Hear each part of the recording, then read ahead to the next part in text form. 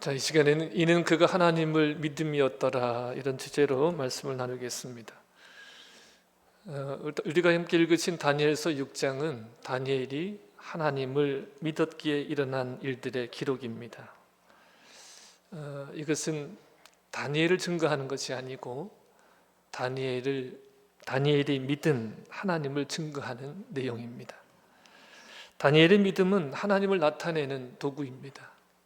우리의 자녀들이 하나님을 나타내는 귀한 믿음의 사람들이 되기를 소망하면서 함께 말씀을 나누겠습니다. 이스라엘 역사 속에서 큰 영향을 미쳤던 제국들이 있습니다. 북이스라엘이 아수르에 멸망합니다. 그리고 그 아수르는 바벨론에 멸망을 하는데, 이 바벨론은 남유다를 멸망시킨 제국입니다. 이 바벨론이 고레스가 이끈 메데 바사 연합군에 의해서 멸망을 당합니다. 바사는 여러분들이 잘 아시는 페르시아입니다. 이 다리오는 메데 바사의 초대 왕이에요. 후에 고레스가 바사, 즉 페르시아의 왕이 되어집니다. 오늘 1절에 나오는 그 다리오 왕이 바로 이 메데 바사의 초대 왕입니다. 이 메데 바사 왕 다리오가 왕이 되어서 나라를 재정비합니다. 새로운 제국을 이루었으니까 나라를 정비하겠죠.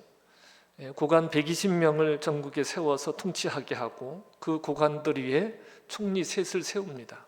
그 총리 3명 중에 한 사람이 다니엘이에요.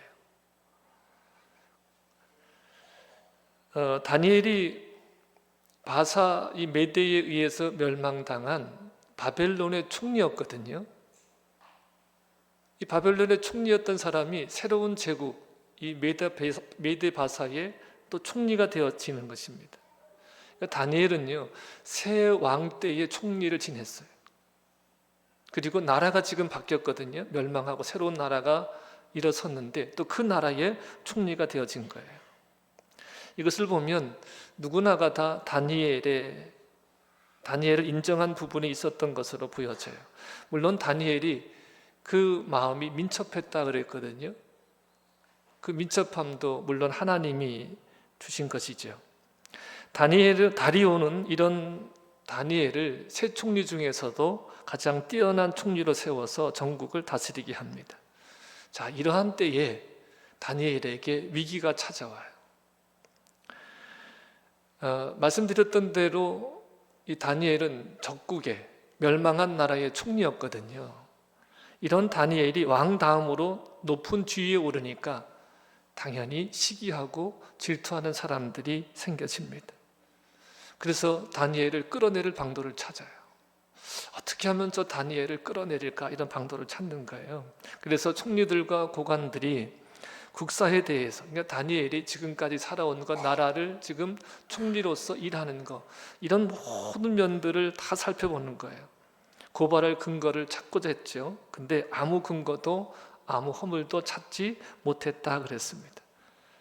이것은 그가 충성되어 모든 일들을 했다는 거예요. 아무 그릇됨도 없고 아무 허물도 없었기 때문에 고발할 빌미를, 끌어내릴 빌미를 찾지 못했습니다. 이 다니엘이 오랜 시간 고관으로 지냈어요. 물론 이제 이전 제국이기도 했지만, 또 2번 왕이 바뀌고 3번째 왕 치하에서도 지금 총리로 일하는데 전혀 책 잡을 일이 없었다는 거예요. 아무 그릇됨도 없었고 아무 허물이 없었다는 겁니다. 여러분, 이런 생각을 한번 해봅니다. 우리가 다니엘처럼 이렇게 뒷조사를 당한다면, 그냥 일반 사람들의 뒷조사가 아니라 어떤 권력을 가지고 있는 사람들이 여러 기관들을 통해서 뒷조사를 한다고 하면 아무 그릇됨이나 아무 허물도 없다는 결과가 나올까?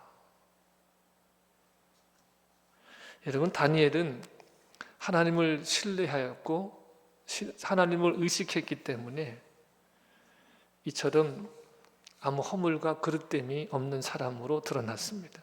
여러분, 지금 다니엘의 성공 비결을 말하는 게 아니에요. 하나님을 증거하는 사람이 어떠해야 함을 보고 있는 거예요. 여러분, 성경은 위인전기가 아니고 어떤 성공의 방법들이 담긴 책이 아니라 하나님이 하나님 자신을 드러내시는 거예요. 어떻게 드러내시냐면 하나님의 사람들을 통해서 하나님을 증거하게 하세요. 다니엘도 그 중에 한 사람이었는데, 지금 다니엘을 우리가 살펴보는 것, 우리 학생들과 함께, 우리들의 자녀들과 함께 지금 이 다니엘을 살펴보는 것은 어떻게 다니엘이 하나님을 증거하는 사람이 되었는가라고 하는 것입니다. 다니엘이 권세를 이용해서 책 잡힐 일을 했다고 하면 하나님께서 더 이상 다니엘을 쓰실 수 없는 거예요. 다니엘이 지금 사람들에게 책 잡힌 일, 어떤 빌미를 잡혔다 그러면 여기서 다니엘은 끝인 거예요. 여러분, 정직함과 올곧음이 능력입니다. 그릇됨이나 허물이 없는 것이 능력인 거예요. 우리 자녀들에게 분명하게 말해주고 싶습니다. 성공, 돈이나 명성으로 이해되는 성공이 1순위가 아니라는 거예요. 바른 성품이 1순위예요. 바른 성품이 1순위예요. 여러분, 하고 싶은 대로 사는 것이 행복이 아니에요. 네가 원하는 것이 뭐야? 원하는 대로 해봐. 원하는 대로 살아봐. 어차피 네 인생 아니야? 여러분, 이것은 바른 가르침이 아니에요. 우리가 원하는 대로 사는 것이 아니라 하나님이 뜻하신 방향으로 가야 되는 거예요. 이것이 바름이에요. 바름의 기준은 하나님의 말씀입니다. 하나님의 말씀이 또한 우리를 바르게 살게 해요. 여러분, 앞으로의 시대는 보세요. 앞으로의 시대는 무슨 전문직, 전문 능력 뭐 이런 것보다 정말 희소 가치가 있는 게 뭐냐면 바른 성품을 가진 사람들이에요. 앞으로는요. 그래서 바른 성품을 가진 사람들이 참으로 능력 있는 사람들이 되어집니다. 무슨 소리야 하겠지만 반드시 지금도 그렇고 앞으로도 그렇게 되어집니다. 우리 자녀들이 바른 성품의 사람들, 올곧은 사람들, 불의와 타협하지 않는 사람들이 되기를 축복합니다. 이것이 하나님께 쓰임받는 사람들의 첫 번째 과제예요. 자, 다니엘은 그를 시기하는 사람들에 의해서 신상이 다 털렸습니다. 그런데 아무리 조사해도 아무 허물이나 그릇됨을 찾아볼 수 없었다 그랬습니다. 자, 그러자 사람들 간에 이런 말이 오갔습니다. 다니엘은 아무리 털어도 먼지 하나 안 나와. 그러니까 그를 뒷조사하는 것으로는 그를 넘어뜨릴 수 없으니까 다른 방법을 강구해야 돼. 다니엘이 하나님의 율법에 충실한 자니까 우리가 그것을 이용해서 함정을 파자. 이런 논의를 했습니다. 자, 그들이 다니엘을 고발할 빌미를 만들기 위해서 새로운 법을 만듭니다. 그래서 그 법을 만들고 이제 왕에게 찾아가 아부하면서 건의를 합니다. 임금님, 만수무강하옵소서. 먼저 이렇게 인사를 한 다음에 이렇게 얘기하는 거예요. 이 제국의 모든 관리들이 모여서 이러한 결의를 했습니다. 임금님께서는 저희들의 결의를 어명으로 공포하셨으면 좋겠습니다. 그러면서 이런 금지령을 내려주십시오 하면서 그들이 법안을 제시합니다. 앞으로 30일 동안 임금님 외에는 어떤 신이든지 누구에게도 빌거나 기도하지 못하게 금령을 내려주십시오. 앞으로 30일 동안 아무 신에나 누구에게나 빌거나 무엇을 구하는 일이 없게 하라. 이런 금령을 내려달라는 거예요. 만일 이 금령을 어기는 자가 있으면 가차없이 사자굴에 던져놓는다는 조항도 아울러 덧붙여 주시길 바랍니다. 그랬어요. 그러니까 왕 입장에서 보면 이런 거예요. 왕이 지금 보세요. 나라가 세워진 지 얼마 안 됐거든요. 왕 외에 어떤 신이나 누구에게도 기도하지 말라, 구하지 말라 이런 법령을 내리라 그러니까 이들이 정말 내 권위를 세워주려고 그러는구나. 내 권위가 세워지겠구나, 이런 마음을 가졌던 것 같아요. 그래서 이 다니엘 왕이 그들의 말을 듣고 이 법령을 공포합니다. 이 금지령에 도장을 찍어 어명을 공포합니다. 사실은 이들의 속내를 몰랐던 거죠. 이들이 다니엘을 잡기 위한 계략이었다는 것을 다리오 왕은 몰랐습니다. 그래서 어명으로 공포하게 되어집니다. 자, 그런데 10절을 보셔요. 10절을 보십니다. 다니엘이 이 금지령에 왕의 도장이 찍혀서 어명으로 선포되었다는 사실을 알고도 집으로 돌아가서 2층 방으로 올라가 늘 하던 대로 예루살렘 쪽으로 나 있는 창문 앞에서 무릎을 꿇고 하루에 3번 하나님께 기도를 합니다. 매일 이렇게 기도를 하는 거예요. 분명히 어명이 내려졌어요. 금령이 내려졌어요. 이것을 어기면 사자굴에 던져진다는 이러한 금령이 내려졌음에도 불구하고 다니엘은 늘 하던 대로 예루살렘 쪽으로 나 있는 창문을 열고 하루에 3번씩 기도를 했습니다. 매일 그렇게 기도를 했어요. 여러분, 다니엘이 발각되면 사자굴에 던져져요. 왕이 다니엘을 총애해도 왕도 이 법을 바꿀 수가 없어요. 자신이 죽을 줄 알고도 창문을 열고 전에 하던 대로 기도를 합니다. 여러분, 우리가 여기서 한 의문이 들잖아요. 정말 믿음이 좋아서일까? 그럼 그 믿음의 근원은 뭘까? 왜 이렇게 기도해야 했을까? 자, 열왕기상 8장 46절부터 51절을 좀 함께 보겠습니다. 함께 읽어봅니다. 시작.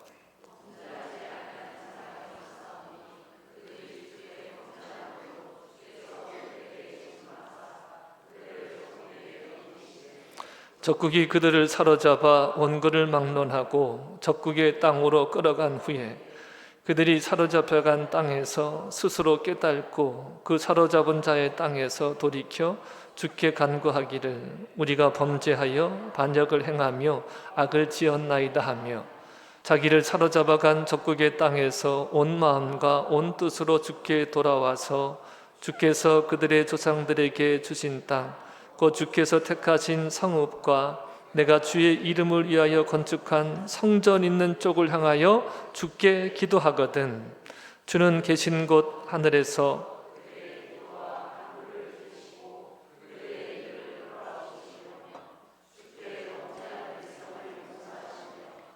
주께 범한 그 모든 허물을 사하시고 그들을 사로잡아 간 자 앞에서 그들로 불쌍히 여김을 얻게 하사 그 사람들로 그들을 불쌍히 여기게 하옵소서. 그들은 주께서 철 풀물 같은 애굽에서 인도하여 내신 주의 백성 주의 소유가 됨이니이다. 아멘. 자, 함께 보신 열왕기상 8장 말씀은 솔로몬이요 성전을 봉헌합니다. 이 세상에서 가장 건축비가 많이 들어간 그 건물, 그 성전을 봉헌합니다. 이게 봉헌한 후에 하나님께 기도한 기도의 내용이거든요. 이렇게 말합니다. 범죄하지 아니하는 사람이 없사오니. 범죄하지 아니하는 사람이 없사오니. 그러니까 이들도 지금 사람이라는 거예요. 이 백성들도 사람이다. 그러니까 이스라엘 백성이 범죄하다가 여호와의 진노를 사서 포로가 되어 간 경우에 대한 간구예요. 다니엘은 솔로몬의 이 간구를 믿기 때문에 기도하는 겁니다. 범죄로 인해서 나라가 망하고 사로잡혀 갔을지라도 온 마음과 온 뜻을 주께 돌아와서 주의 이름으로 건축한 성전 쪽을 향하여 주께 기도하거든 주께서 돌이켜 주시기를 간구한 내용이거든요. 근데 솔로몬, 지금 다니엘이 어느 쪽을 향해 기도해요? 솔로몬 성전 쪽을 향해서 기도하는 거예요. 이렇게 기도하거든 어떤 일이 벌어지는 겁니까? 주께서 돌이켜 주시기를 간구하는 거예요. 왜 다니엘이 목숨을 걸고서 이렇게 기도하겠습니까? 이 약속의 말씀을 믿는 거예요. 범죄해서, 언약을 어겨서, 하나님을 업신여겨서 지금 나라가 망하고 포로로 잡혀왔지만 온 마음과 온 뜻을 다해서 주께 돌이키면 주의 이름으로 성전을 향해서 기도하면 주께서 돌이켜 주실 것이라고 하는 이 말씀을 믿기 때문에 기도하는 거예요. 솔로몬이 이렇게 간구한 근거는 뭐냐면 그들은 주께서 이스라엘을 철 풀무와 같은 애굽에서 인도해내신 주의 백성, 주의 소유이기 때문인 거예요. 주의 백성, 주의 소유이기 때문에 범죄했을지라도 돌이켜 기도하면, 하나님께 돌이키면 하나님께서 다시 구원해 주실 것이라고 하는 이 믿음이 있기 때문에 그가 기도하는 겁니다.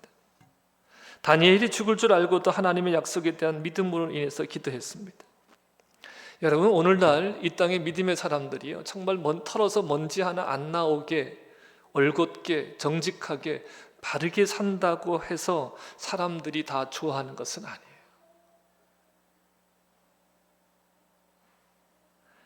여러분, 이렇게 살아도 세상은 미워합니다. 마치 다니엘을 시기하고 미워했던 것처럼 온갖 법들을 만들어서 핍박합니다. 여러분, 신앙으로 사는 사람과 타락한 인간의 본성으로 사는 사람들과는 결국 하나가 될 수 없어요. 보는 것이 다르고 가치관이 다르고 세계관이 다르기 때문에 같이 할 수가 없어요. 분명하게 충돌이 있습니다. 이러한 세상에서 우리들의 자녀들이, 또한 우리들이 여러분 어떻게 살아야 하겠습니까? 저는 우리들의 자녀들이 약속의 말씀에 근거한 담대한 믿음을 갖기를 소망합니다. 하나님의 말씀대로 되어지고 하나님의 말씀만이 남아요. 그 하나님의 말씀이 믿음으로 받아들여지고 말씀을 소유하고 말씀을 누리는 자들만이 영원한 생명을 얻습니다. 여러분, 우리가 포괄적 차별금지법 이것에 대해서 반대하고 있죠. 근데 여러분, 분명한 것은 이것은 시작에 불과하다는 겁니다. 시작에 불과해요. 그 시작을 어떻게든 막아보려는 노력들을 하고 있는 거죠. 근데 이러한 시도는 계속될 것이고 신앙에 도전하는 여러 가지 법들이 교묘하게 만들어질 겁니다. 자, 그러면 이런 질문이 생기잖아요. 그러면 어떻게 합니까? 그런 법들이 제정이 되어지면 기독교가 많이 위축될 거 아닙니까? 물론 그렇게 될 것입니다. 그러나 분명한 것은 뭐냐면 알곡만 남는다는 거예요. 결국 알곡만 남아요. 반대로 하나님의 역사 속에서 보면 알곡을 남기시는 하나님의 일하심으로도 볼 수 있어요. 그러면 이 시대를 살아가는 우리들이 어떤 마음을 가져야 되느냐? 우리가 알곡되어야 되겠죠. 그래서 바른 복음이 선포되어지고 바른 복음을 알고 믿고 복음의 사람들로 세워져야 되겠죠. 여러분, 이것이 교회여야 합니다. 결국은 알곡만 남습니다. 여러분, 하나님의 말씀이 있는 자들, 하나님을 믿는 자들은 흔들림 없이 살아가게 됩니다. 죽을 줄 알고도 죽음의 길을 가는 것은 오직 하나님을 믿는 하나님의 말씀이 담겨진 자, 오직 하나님의 백성들에게 일어나는 은혜라는 거예요. 자, 11절부터 14절에 보시면, 자, 다니엘에게 앙심을 품고 있는 자들이 늘 살펴봤을 거 아니에요. 예? 고발하기 위해서 그 법을 어기나 늘 살펴봤을 거 아니에요. 그들이 늘 이렇게 감시해 보니까 정말 날마다 다니엘이 날마다 3번씩 그렇게 기도하는 것입니다. 그래서 왕에게 몰려가서 고소를 합니다. 이렇게 참선하는 거예요. 임금님 30일 동안 임금님 외에는 그 누구에게도 그 어떤 신에게도 무엇이든 강구해서는 안 된다는 금령을 내리셨지요. 그러니까 왕이 뭐라 그러겠어요? 그렇지. 그래서 그 금지령에 임금님의 도장을 찍어서 어명으로 공포하셨지요? 그랬지. 더구나 그 금지령을 어기는 자가 있으면 사자굴에 던져버리는 법을 내리신다는 조항도 덧붙이셨지요? 그랬지. 내가 금지령에 도장 찍었지. 30일 동안은 메대 바사의 어떤 사람도 어떤 것도 바꿀 수 없는 법령이지, 이렇게 말했습니다. 그러자 다니엘을 고소하는 자들이 이때다 싶어 가서 일러 바칩니다. 임금님, 포로로 잡혀온 유다인 가운데 다니엘이라는 총리가 있지 않습니까? 있지. 내가 총리하는 사람이지. 임금님, 그 사람이 임금님이 명했던, 임금님이 도장 찍은 그 금지령에도 아랑곳하지도 않고 하루에 3번씩 매일 자기가 믿고 있는 하나님께 기도를 드리고 있습니다. 이렇게 고발을 하는 거예요. 자, 14절에 보면요, 이런 뉘앙스예요. 이 말을 들은 왕이 아차 싶은 거예요. 고민하지 않을 수 없었습니다. 그래서 다니엘을 어떻게 구해볼 수 없을까, 방도가 없을까 해서 해진 무렵까지 궁리해 보지만 별 뾰족한 수가 없습니다. 다리오 왕이 다니엘을 구하려고 애쓰지만 왕이라도 어쩔 수 없는 지경에 처해지게 됩니다. 자, 15절부터 17절에 보면 해가 질 때까지 왕의 명령이 내려지지 않자 그 무리들이 모여서 왕에게 압박을 합니다. 왕이요, 메대와 바사의 귀를 아시거니와 왕께서 세우신 금령과 법도는 고치지 못합니다. 왕이라도 이 법을 어기거나 고칠 수 없다고 합니다. 왕도 더 이상 어떻게 할 수가 없어서 다니엘을 사자굴에 던져 넣으라고 명령을 합니다. 그러면서 이렇게 말을 해요. 다리오가 이렇게 말을 합니다. 내가 항상 섬기는 너희 하나님이 너를 구원하시리라.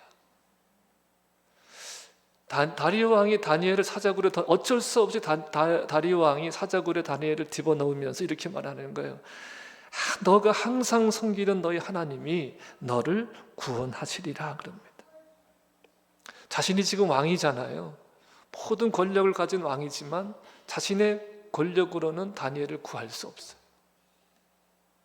나는 너를 구할 수 없지만 죽음을 두려워하지 않는 그 신앙을 주신 그 하나님이라면 너를 구원하실 거다. 이렇게 왕이 말을 하는 거예요.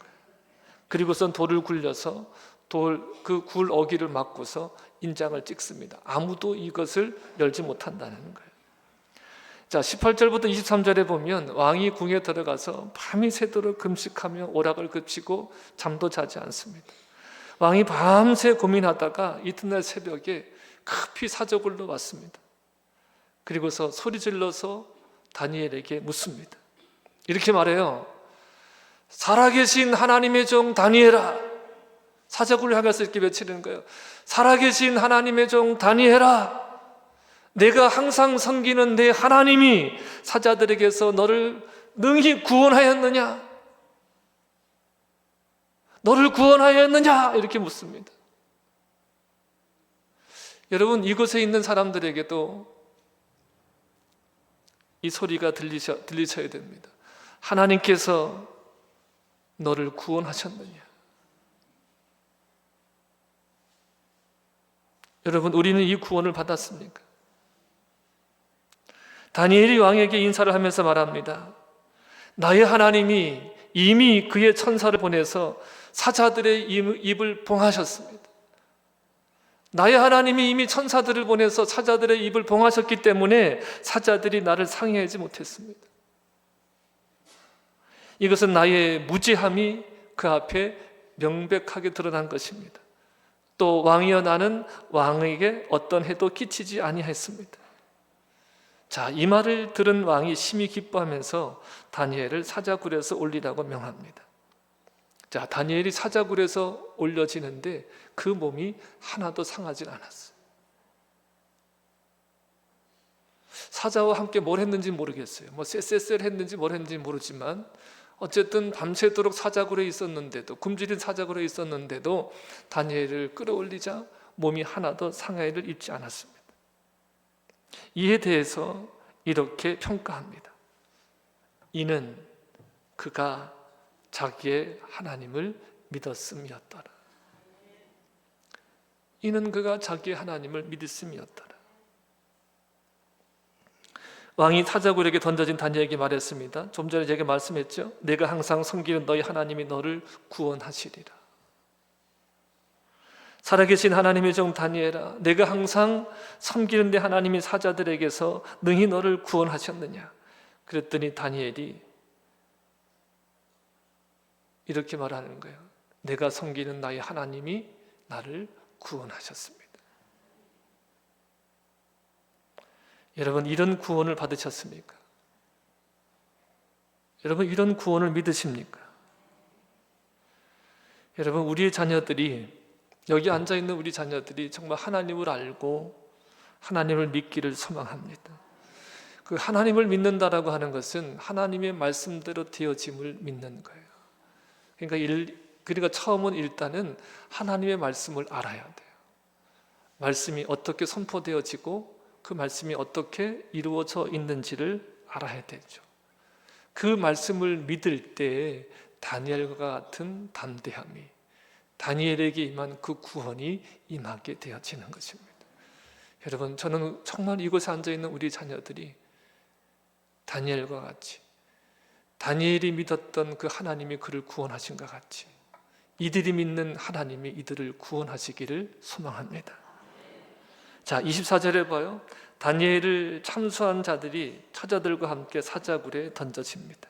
도리어 그들이 사자굴에 던져져요. 그들이 사자굴에 던져질 때 바닥에 닿기도 전에 사자들이 뛰어 올라가지고 그들을 움켜쥐니까 뼈까지 다 으스러졌더라 그랬어요. 사자굴에서 살아난 다니엘로 인해서 그들이 다니엘을 모함한 것이 드러나고 그들이 오히려 심판을 받습니다. 여러분, 주님 다시 오실 때 이와 같은 일들이 벌어지는 거예요. 여러분, 분명한 것은 바른 복음으로 산다고 해서 이 땅에서 사실 세상 사람들이 말하는 그 형통함으로 살게 되어지는 것이 아니에요. 바르게 살면 도리어 수치를 당하고 어려움을 당하고 고난을 당합니다. 주님이 그러셨어요. 여러분, 정말 우리가 요령 것이 아니라 말씀대로 살려고 해보십시오. 우리가 정말 진리의 길을 걸어가 보십시오. 도리어 어려움들이 있습니다. 세상은 타협해야 살아요. 타협하지 않고 올곧은 믿음의 길을 걸어갈 때 어려움들이 분명히 있습니다. 죽은 자 같아요. 모든 것이 잃어버린 자 같아요. 아무것도 없는 자 같아요. 그러나 성경은 뭐라고 말합니까? 아무것도 없는 자 같으나 모든 것을 가진 자로다. 우리가 주목할 것은 보이는 것이 아니고 보이지 않는 것이다 그랬어요. 보이는 것은 잠깐이요. 모든 것이 있는 것 같은 건 잠깐이지만 모든 것을 잃어버린 자 같으나 보이지 않는 세계에서는 모든 것을 가진 자예요. 여러분, 보이지 않는 영원한 것에 주목하시길 바랍니다. 왜냐하면 주님 오실 때 보이지 않는 것 같은 이것이 분명하게 드러날 것이기 때문입니다. 믿는 자의 오름이 드러나고 믿는 자의 부함이 드러나고 믿는 자에게 주신 영생이 드러나게 될 것입니다. 하나님은 반드시 이렇게 하죠. 역전의 하나님. 자신의 관할 아래에 있는 사람들은 다 다니엘의 하나님 앞에 떨며 두려워하라고 합니다. 자신이 다니엘을 통해 경험한 하나님이 어떤 하나님인지 조서를 내립니다. 조서에 담는데 다리오 왕이 고백한 하나님은 보세요, 살아계신 하나님, 살아계신 하나님, 그리고 영원히 변하지 않는 분, 그의 나라는 멸망하지 않고 그의 권세는 무궁할 것이며 그는 구원도 하시며 건져내기도 하시며 하늘과 땅에서 이적과 기사를 행하시는 분이시기 때문에 다니엘을 구원하여 사자의 입에서 벗어나게 되었다 그랬습니다. 이 다니엘이 다리오 다음에 고레스 왕의 시대까지 형통한 자가 되었다 합니다. 여러분, 다니엘 때문이겠습니까? 다니엘이 형통한 것이, 다니엘이 인정받는 것이 다니엘 때문이겠습니까? 다니엘과 함께 했던 하나님을 그들이 본 거예요. 제가 이 말씀을 이렇게 준비하면서 제목 때문에 고민을 많이 했어요. 제가 이 말씀을 늘 이렇게 읽고서 묵상하는데 자꾸 이 제목이 떠오르는 거예요. 그가 하나님을 믿으니 그도 믿더라. 그가 믿은 하나님이 그의 하나님이 되더라. 여러분, 이스라엘 통해서도 원하시는 것, 믿는 자들을 통해서도 하나님이 하시고자 하는 일이 뭐겠습니까? 내가 믿는 하나님이 그의 하나님이 되었더라. 내가 믿는 하나님을 그도 믿더라. 다니엘이 믿은 하나님을 지금 누가 믿는 거예요? 누가 받아들이는 거예요? 다리오 왕이 받아들이는 거예요. 여러분, 정말 저는 우리 자녀들이 이렇게 되어지길 바라요. 이들이 하나님을 믿으니 이들이 믿는 하나님을 누군가도 믿게 되어지더라. 여러분, 이런 자녀들이 되길 원해요. 그리고 우리도 이런 존재가 되어지길 원합니다. 여러분, 우리는 이러한 다니엘서를 보면서, 다니엘을 보면서, 우리도 다니엘처럼 죽음도 불사하는, 죽음 앞에서 두려워하지 않는 그런 신앙을 가지고 이 세상에 좀 영향력을 끼치며 살아야 되겠다, 이런 생각들을 다 하잖아요. 다니엘처럼 죽음도 불사하는 이 믿음 가지고 세상에 영향력을 끼치며 살아야 되겠다. 근데 여러분, 성경을 가만히 보시면 다니엘은 사실 이런 영향력을 끼치려 한 적이 없어요. 이런 영향력을 끼치려 한 것이 아니라 다만 하나님의 말씀을 믿었어요. 다만 하나님의 말씀을 믿었어요. 우리가 다만 하나님을 믿으면, 하나님의 말씀을 믿으면 말씀은 그 말씀으로 능력이 있어요. 그 말씀은 믿는 자들을 통해서 말씀의 역사가 일어나는 거예요. 여러분, 우리가 어떤 목적을 가지지 않아도, 내가 이렇게 되어야지 하지 않아도 말씀이 내 안에 있으면, 믿어진 말씀이 내 안에 있으면 여러분, 그 말씀으로 인해서 말씀이 역사하시는 거예요. 하나님의 계시를 통해서 하나님의 나라가 어떠한 나라임을 이미 다니엘은 본 거예요. 여러분, 말씀을 통해서 볼 수 있기를 바라요. 하나님의 나라를 볼 수 있기를 바랍니다. 하나님이 이루신 나라, 하나님께서 이끌고 오실 영원한 나라를 여러분들이 볼 수 있기를 바랍니다. 다니엘은 본 거예요. 그것을 본 거예요. 그리고 망하지 않고 영원한 나라가 세워져 있음을 다니엘은 이미 묵시로 본 거예요. 보이지 않는 것을 보는 눈으로 본 거예요. 여러분, 하나님을 믿는 것은 하나님의 말씀을 믿는 겁니다. 그렇죠? 하나님이 그 말씀을 성취하심을 믿는 거예요. 그래서 믿음이라고 하는 것은 바라는 것들의 실상, 우리가 말씀을 통해서 뭐예요? 바라는 것들이 실상이 되어짐을 믿음으로 보는 거예요. 보이지 않는 것들, 보이지 않으나 영원한 것들의 증거를 무엇으로 보는 거예요? 믿음으로 보는 거예요. 믿음으로. 근데 우리는 자꾸 뭐 하는 거예요? 보이는 눈으로. 새로 지음 받은 자들은 사람도 육으로 보지 않고 그리스도도 육으로 보지 않는다 그랬어요. 육신으로 보지 않는다. 믿음을 갖고 신앙을 갖는다는 것은 이 육신의 육이 다가 아니라 영의 눈이 있다는 거, 육신이 전부가 아니라 영적인 세계가 있다는 것을 알고 믿고 보는 거예요. 신앙이라고 하는 것은 내가 바라고 원하고 기대하는 것들이 이루어지는 것이 아니라 하나님이 말씀하셨고 이루어졌고 이루실 것이고 그것을 실제적으로 보는 눈들이 열려지는 것이고, 그것을 이미 이루어진 것을 믿음으로 보고 선취해서, 내가 이미 그것을 취해서 오늘 여기에 우리가 살아가는 현재라는 이 시간 속에 그것을 이끌고 와서 그것을 누리며 살아가는 것이 믿음이라는 거예요. 다니엘은 지금 포로로 잡혀왔잖아요. 오랜 시간이 지났어요. 왕이 3번째 바뀌었습니다. 자기가 섬기던 나라도 망했어요. 다른 나라가 세워졌어요. 그러한데도 불구하고 그가 믿은 것은 뭐예요? 하나님이 이스라엘을 회복시킬 것이다. 왜냐하면 이스라엘은 그의 백성이고 그의 소유이기 때문에. 그것을 믿고서 기도하는 거예요. 믿고서 기도한 것이 어떤 역사로 일어납니까? 그가 현재의 삶 속에 포로로 잡혀서 살고 있지만 이미 이루어진 것을 보는 거예요. 그렇기 때문에 죽음을 두려워하지 않는 당당함이 그의 삶 속에 있는 거예요. 믿음의 역사라는 건 이런 겁니다, 여러분. 모든 조건이 지워지면 믿을게, 내가 확실하게 인식할 수 있고 납득되어지면 믿을게, 그게 믿음의 세계가 아니에요. 그래서 이 믿음은 그리스도의 영으로, 성령으로 되어지는 거예요.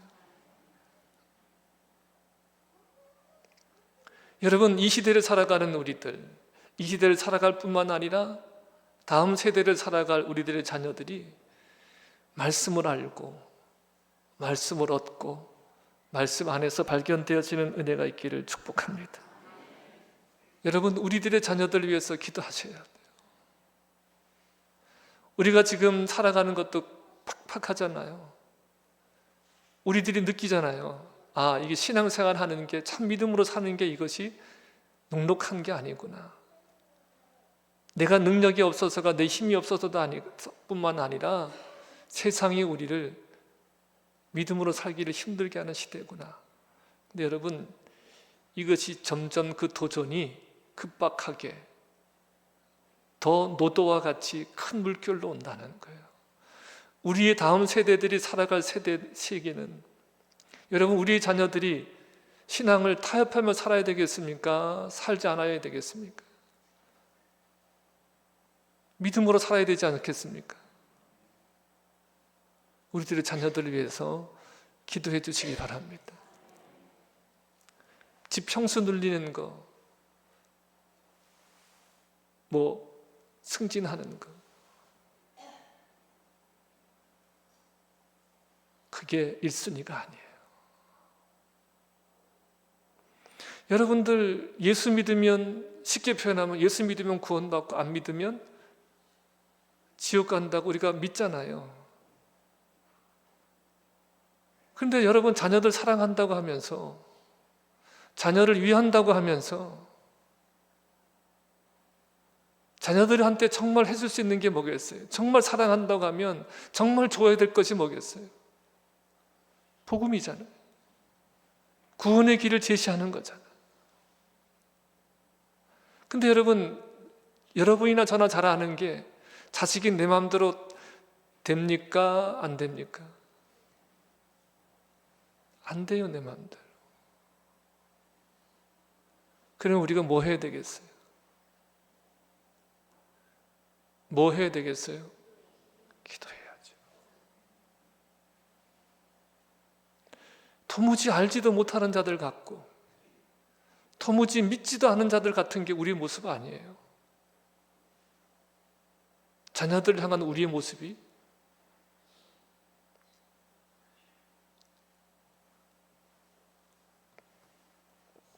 우리 자녀들을 위해서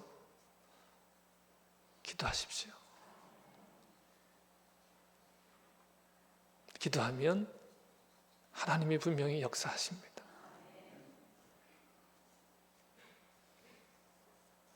우리가 믿는 믿음이, 우리가 믿는 하나님이 우리를 구원하시는 역사가 있습니다. 한 걸음 더 나아가서 우리가 믿는 하나님이, 그도 믿게 되어지는 역사가 우리와 우리들 자녀들 가운데 나타나기를 주님의 이름으로 축복합니다.